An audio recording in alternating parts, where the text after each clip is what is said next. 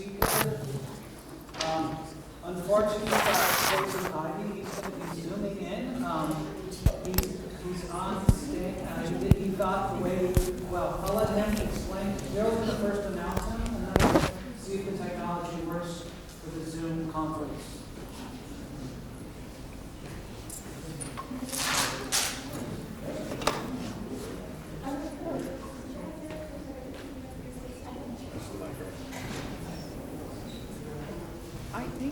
I think you should be good to go. So you can unmute yourself if you want. And I think Darryl will give you an introduction. Can people see me and hear me? So the hearing is going to be the part that's interesting. You can go ahead and introduce him while I work on this. My connection to Lucas started a random email, actually it's a text. Somebody just said, "Have you heard of Lucas Bessire?" That's how I pronounced it. And this book, and I hadn't heard of it. This was like in November. And so I ordered the book, and I told Andy Wilkinson about it. What I like about it is I have driven to Athens, Kansas many times in the last 10 years, and always go by wagon box screens on the Cimarron in southwest Kansas. So Lucas, he positioned me by saying, "Hey, that's our farm," and this little rock house that he writes about in his book. So it's a great book because for me, because it talks about depletion. That it has all kinds of hidden depths, that it's hidden parts, just like what's others and how the overall is depleting. And I like how he did that. And so I'm really glad he's here today. He's an associate professor of anthropology at the University of Oklahoma. Lucas Bessire.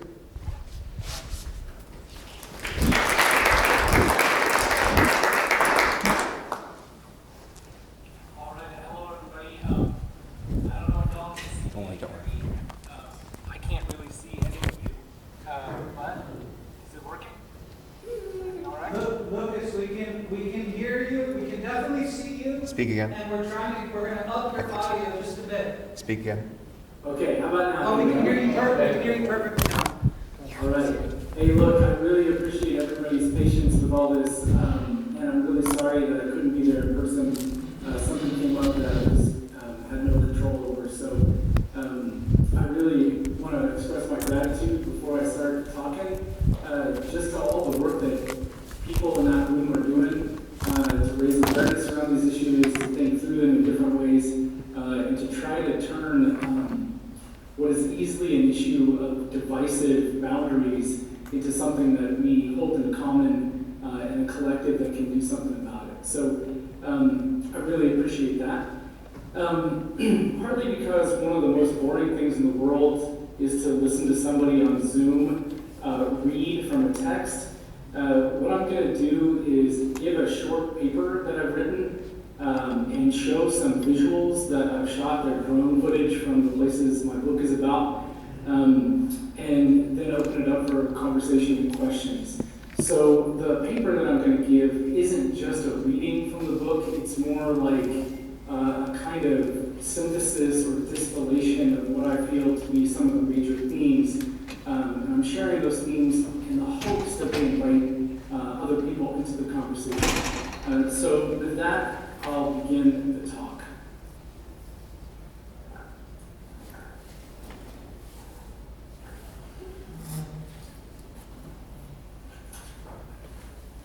I spoke on the phone to a third-generation farmer named Matt while he sat in the cab of a combine during the last decisive days of the Kansas corn harvest, when past choices come to fruition and are ingrained in future possibilities.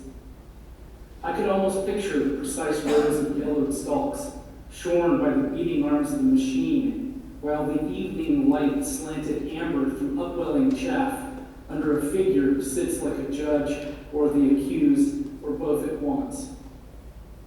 Matt didn't know me. He only took my call as a favor to our mutual friend, and he was unsure if I could be trusted to depict him fairly. He chose his words carefully, to avoid any identifying details or moral statements.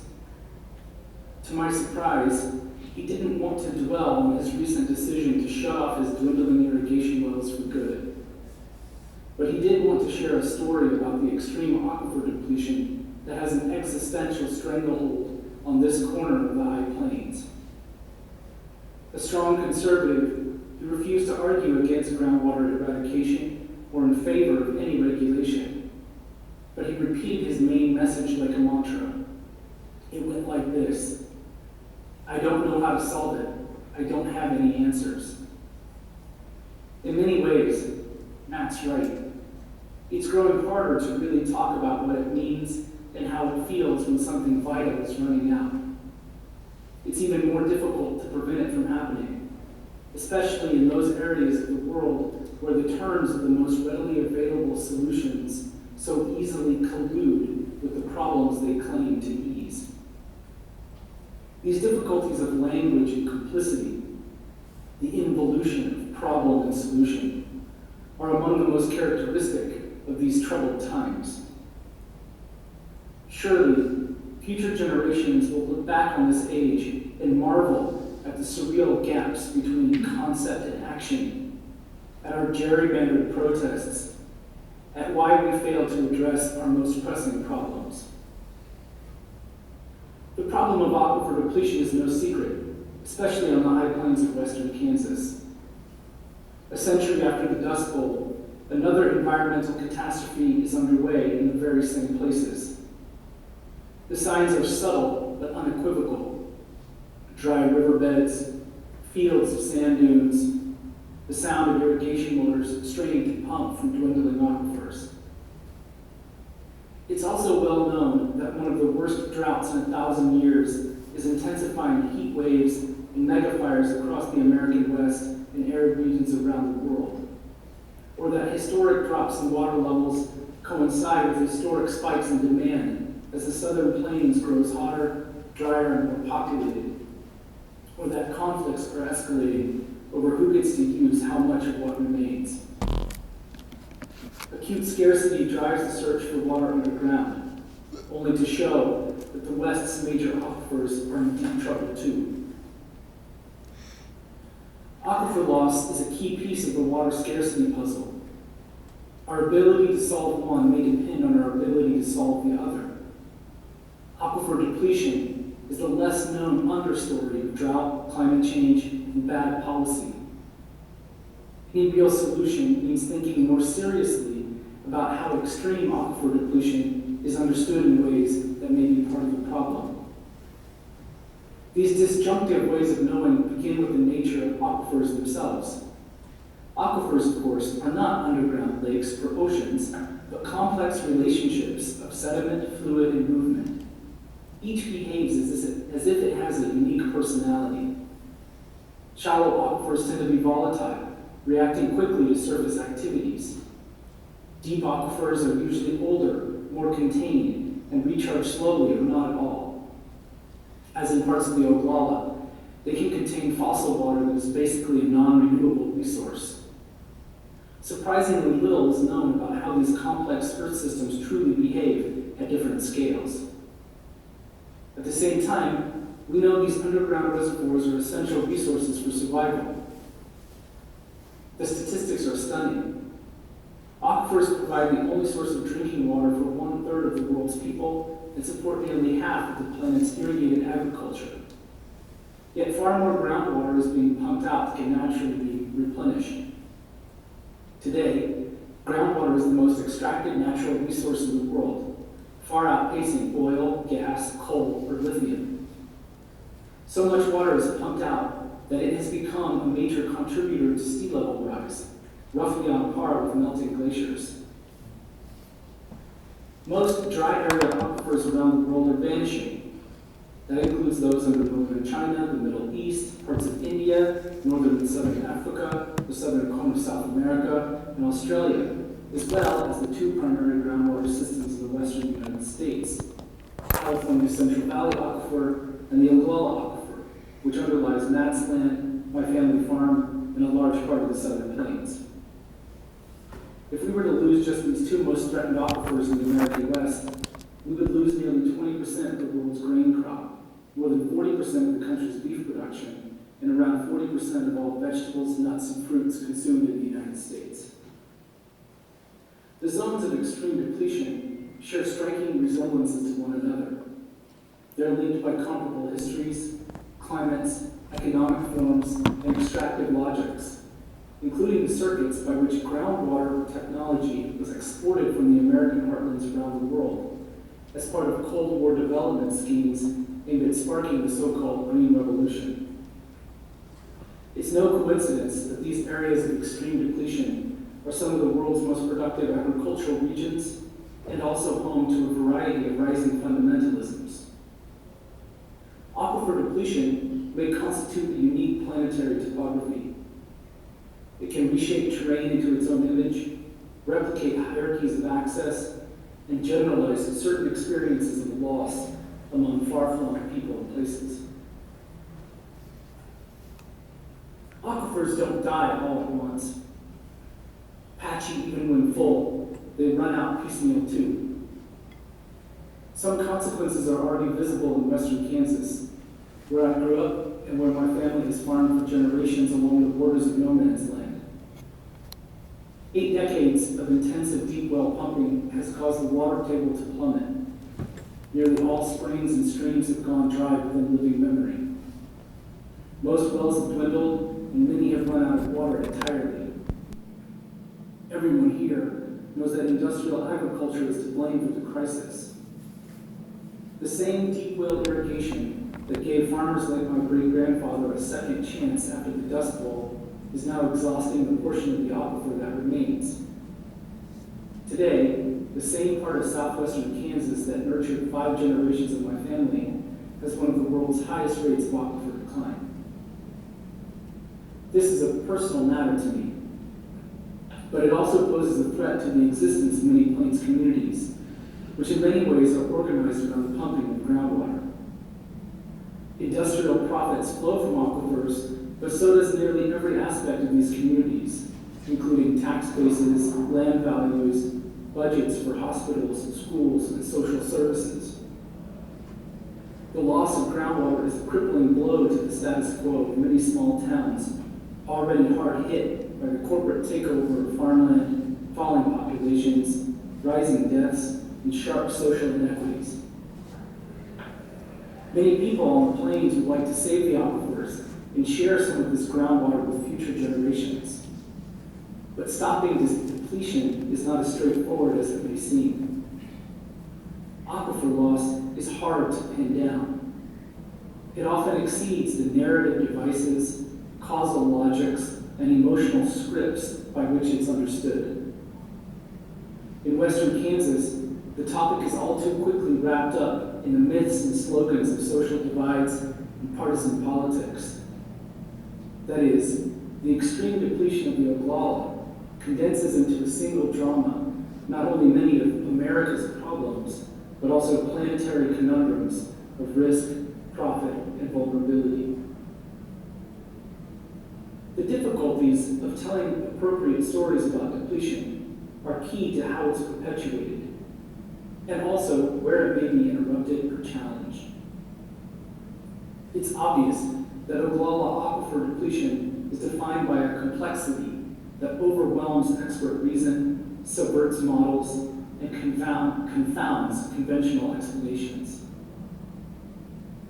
What appears to set it apart from other modes of runaway change or tipping points is how the fault lines of its intelligibility are bent to the pursuit of what some scholars have called self-devouring growth, ideologies of production that destroy the conditions which make them possible. These gaps in knowing, in other words, are the core of the problem.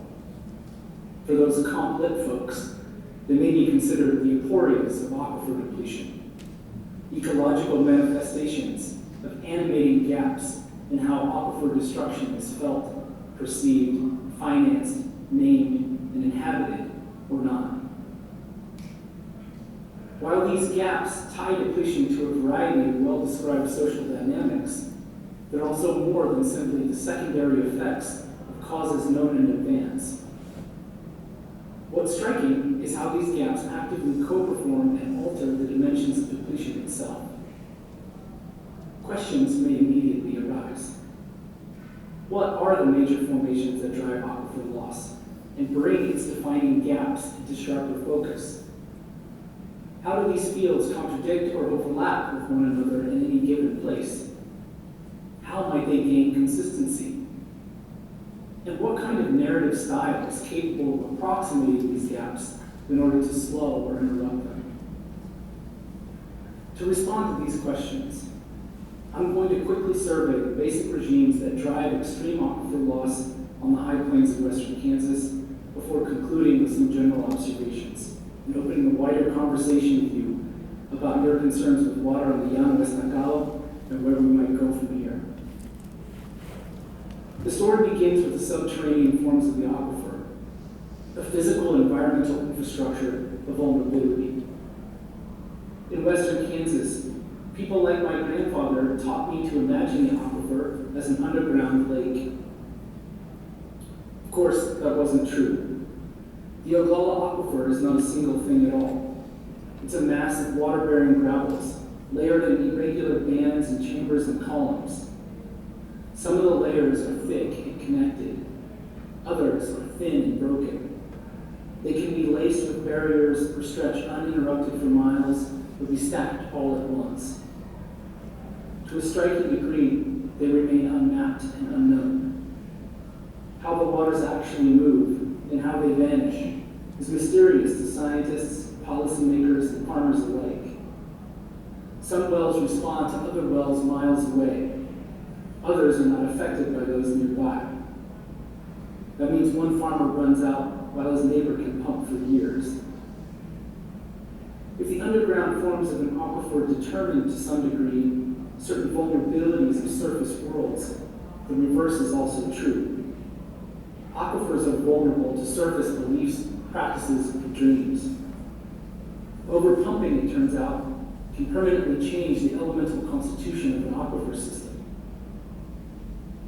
Drilling into hard rock aquifers can change the vertical relations between previously separated layers, while soft or alluvial aquifers can collapse when they're drained, causing the ground to sink.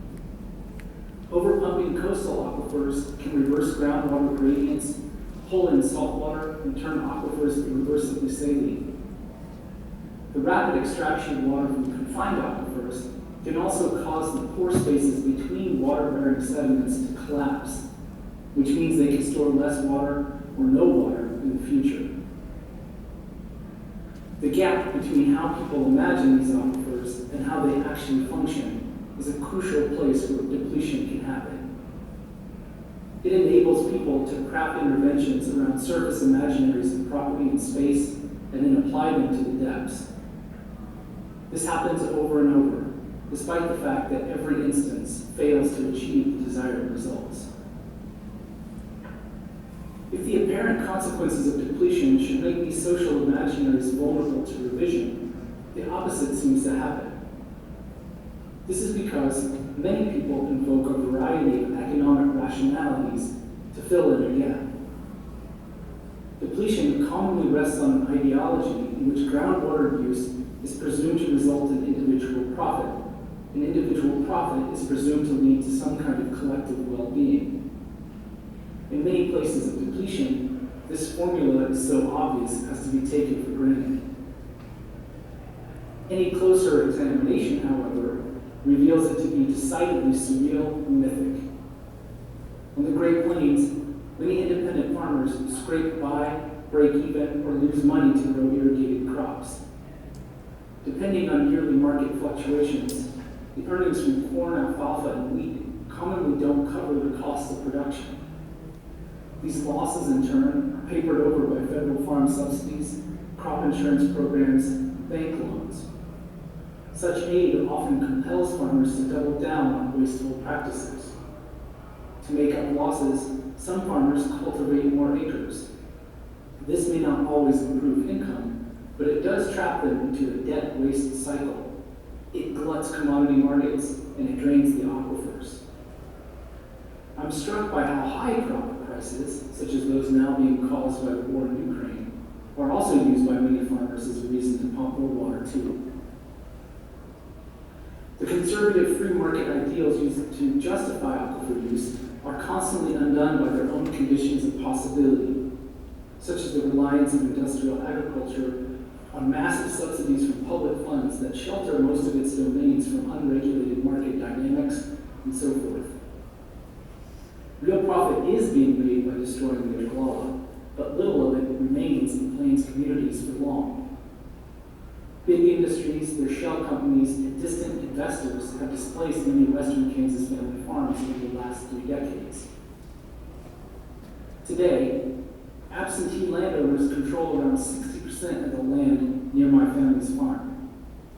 Some of America's largest meatpacking plants, mega dairies, and ethanol factories have moved in with all their attendant social problems. These corporations set prices and dictate farmers' crop choices. Moreover, neither they nor their tenant farmers pay anything for the groundwater they use other than the cost of pumping it. The real profits are exported to shareholders and managers far away, who are able to celebrate their investment portfolios while also denying how they benefit from depletion. When one area of the plains goes dry, such businesses just move to another. They pump water like there is no tomorrow. Already depleted places and people are left to foot the growing bill. A vocabulary of profit, risk, and value provides the transfer point of power at the core of these kinds of self-devouring growth. Yet even these terms are constantly interrupted, contradicted, and inadequate. Perhaps the most obvious example is found in the common tautology, by which the capacity of aquifers to extend an endangered moral livelihood is then proclaimed to justify their extirpation. Such nonsense can only be sustained through a tacit agreement to miscalculate profit and value. An agreement that depends on artificially limiting the timelines and the scales by which irreplaceable natural resources like Ogallala aquifer waters can be evaluated. That is, depletion makes no economic sense in the long run. The point is that our plains groundwater is obscenely undervalued. Of course, this undervaluing is also instrumental, and it's no surprise. Leaving aside the question of whether aquifer eradication is a fundamental breakdown of a system or not, what emerges is a prompt to shift our critiques from the spatial dimensions of capital to the temporal edges of profit. All to say, there's an obvious gap between the realities of how we relate to aquifers and how we think and say we do. This gap is so glaring and dangerous on the southern plains that it would be reasonable to presume that the entire system is teetering on the verge of collapse or change. But apparently, that's not always the case. In large part, this is due to the labor performed by the bureaucratic institutions charged with groundwater governance. In western Kansas, groundwater management is a political formation that can't be reduced to a singular state power or coherent bureaucracy. Instead, it operates as an intermediary political formation. In the 1970s, the state of Kansas set up these groundwater management districts to allow local communities in regions of heavy water use the ability to decide, quote, their own futures. In principle, it wasn't a bad idea. In practice, it caused the opposite results. The state ceded much authority over groundwater decisions to these GMDs. But the trick lies in who has a voice in the districts themselves. Today, only those who own at least 40 acres of land or substantial water rights can participate in the GMDs and thus vote on the policies that will determine the future of the aquifer. The only people allowed to decide the fate of groundwater include the same producers and corporations that reap the most short-term benefits from draining. The vast majority of actual rural residents, including nearly all townspeople, are excluded from the processes that will determine the long-term futures of their families and communities. The burdens then fall most heavily on those already struggling to make ends meet. The result is a pay-to-play system reserved for the already privileged, a kind of anti-democracy that challenges how this corner of an over-appropriated aquifer may ever actually be transformed into something that more closely resembles a commons. If the primary function of Kansas GMDs seems to be exclusion, they also fill another important role. They're tasked with co-creating their object of governance. It turns out that the objectivity of groundwater must be partly manufactured. This is commonly done by drawing equivalencies with existing categories of other resource materiality, like forests, gas, pastures, rivers, etc. This creates another set of fundamental slippages. Models and modeling techniques are routinely used to fill these gaps.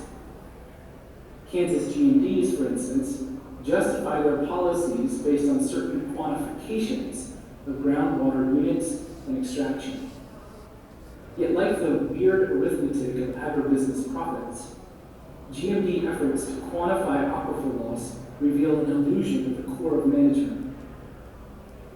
Existing models of depletion are not able to numerically contain the sheer complexity of Earth systems like aquifers. The numbers can only tell part of the story. In Kansas, all models of aquifer decline rely on metadata from Wizard, the aptly named open access database operated by the Kansas Geological Society. Wizard is one of the most comprehensive data sets on aquifer decline in the United States, yet even its data are explicitly constrained. This allows for a trick. The patchiness of aquifer systems means that groundwater has unique characteristics in almost every spot. But the GMDs use this data in ways that erase its idiosyncratic nature. Instead, they portray districts as if they are a single, homogeneous unit of water.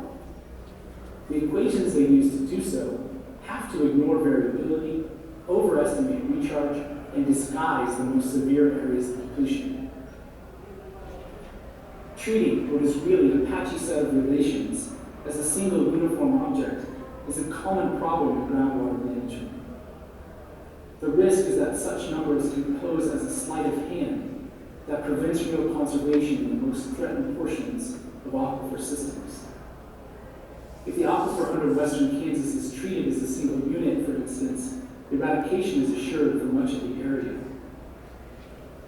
In other words, such management districts must define measurable units that conform to their jurisdictional bounds, even as they don't have the capacity to do so with any degree of precision. This creates a magical kind of reality, where management institutions must defend these inaccurate numbers in order to assert their governing legitimacy. Industrial lobbies, such as Farm Bureau, may actively work to spread distrust and amplify the resulting uncertainties around depletion. One common tactic in Kansas is to use the uncertainties they create in order to call for deferral and the delay of regulation. The challenge facing those like us is how to recover our sense of actionable time in the face of such crises and tactics.